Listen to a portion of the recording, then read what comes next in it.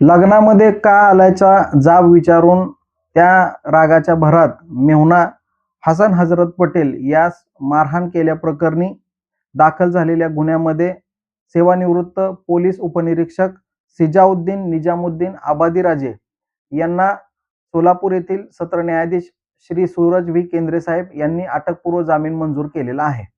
यामध्ये घडलेली घटना थोडक्यात अशी आहे की दिनांक 12 डिसेंबर 2025 रोजी सिजाउद्दीन निजामुद्दीन आबादीराजे सेवानिवृत्त पोलीस निरीक्षक हे लग्नाकरिता कोहिनूर मंगल कार्यालय अक्कलकोट या ठिकाणी गेले होते.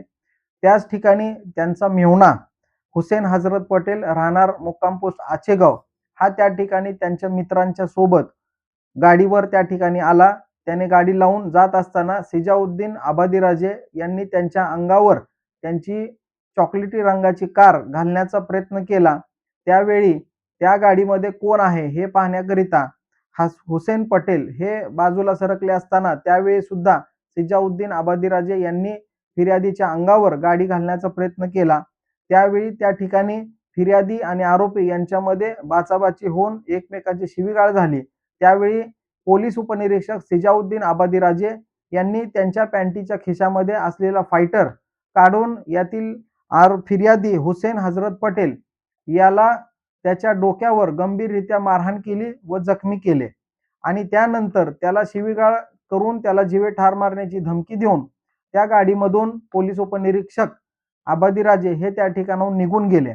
सदर घडलेल्या घटनेनंतर यातील फिर्यादी जो सख्खा मेहुणा होता त्याने अक्कलकोट नॉर्थ पोलीस स्टेशन येथे जाऊन वैद्यकीय यादी घेऊन त्या ठिकाणी उपचार घेतले व त्यानंतर सोलापूर येथील सिव्हिल हॉस्पिटल या ठिकाणी येऊन उपचार घेतले आणि त्यानंतर त्यांनी अक्कलकोट नॉर्थ पोलीस स्टेशन येथे आरोपी सिजाउद्दीन निजामुद्दीन आबादीराजे यांच्या विरुद्ध फिर्याद दिल्याने त्यांच्या विरुद्ध भारतीय न्याय संहिता कलम 118, 2, 115, 2, 110, 351, 2, 351, 3, 352 अशा कलमांतर्गत गुन्हा दाखल झालेला होता. सदर दाखल गुन्ह्यामध्ये पोलीस उपनिरीक्षक सिजाउद्दीन निजामुद्दीन आबादीराजे यांना अटक होईल या हेतूने आम्ही त्यांच्या वतीने सोलापूर येथील सत्र न्यायालयामध्ये अटकपूर्व जामीनचा अर्ज सादर केलेला होता. सदर जामीन अर्जाची सुनावणी सोलापूर येथील सत्र न्यायाधीश श्री सूरज व्ही केंद्रे साहेब यांच्या कोर्टामध्ये झाली. यामध्ये प्रस्तुत प्रकरणामध्ये सेवानिवृत्त पोलीस उपनिरीक्षक सिजाउद्दीन आबादीराजे यांच्या वतीने कोर्टामध्ये बाजू मांडत असताना आम्ही मेहरबान न्यायालयाला असा युक्तिवाद केला की यामध्ये जे आरोपी आहेत सिजाउद्दीन आबादीराजे हे सुमारे 40 वर्ष त्यांनी पोलीस खात्यामध्ये सेवा केलेली आहे आणि त्यांनी अतिशय उत्कृष्ट सेवा केल्याने ते सेवानिवृत्त झालेले आहेत. संपूर्ण आयुष्यामध्ये त्यांच्या विरुद्ध कुठल्याही प्रकारची वरिष्ठांच्या मार्फत कारवाई करण्यात आलेली नव्हती. एकंदरीत प्रस्तुतची घटना पाहिली तर फिर्यादी हा त्यांचा सख्खा मेहुणा असताना सुद्धा ही बाब त्याने फिर्यादीमध्ये लपवलेली आहे.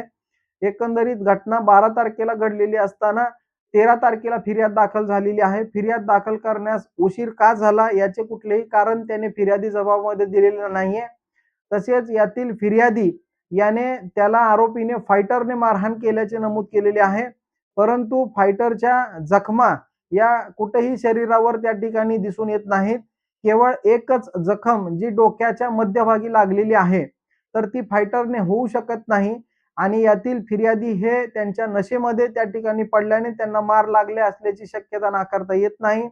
एकंदरीत पोलिसांच्या समक्ष दिलेल्या फिर्यादी जबाबामध्ये फायटरने मारल्याचा उल्लेख केलेला आहे. परंतु MLC आपण पाहिली असता MLC मध्ये लोखंडी रॉडने मारल्याचा उल्लेख केलेला आहे. दोन्ही घटना आणि दोन्ही हत्यारे हे भिन्न आहेत. तसेच त्यांच्यामध्ये विसंगती दिसून येते. एकंदरीत कौटुंबिक वादातून यामध्ये सख्ख्या मेहुण्याने भाऊजीच्या विरुद्ध खोटी फिर्याद दाखल केल्याचे प्रथमदर्शनी दिसून येत आहे. ज्या अर्थी ज्या फायटरने मारहाणच झालेली नाही त्या फायटरचा जप्त करण्याचा प्रश्न उपस्थित होत नाही, त्याच पद्धतीने गाडी अंगावर घालून फिर्यादीला कोणत्याही प्रकारची जखम या ठिकाणी केल्याचे त्यांचे म्हणणे नाही. त्यामुळे आरोपीच्या अटकेची आवश्यकता नसल्याचा युक्तिवाद आम्ही मेहरबान कोर्टामध्ये सादर केला.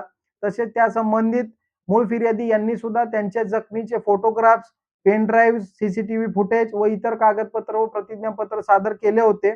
परंतु आमचा युक्तिवाद ग्राह्य धरून सोलापूर येथील सत्र न्यायाधीश श्री सूरज व्ही केंद्रे साहेब यांनी सेवानिवृत्त पोलीस उपनिरीक्षक सिजाउद्दीन निजामुद्दीन आबादीराजे यांना अटकपूर्व जामीन मंजूर केलेला आहे.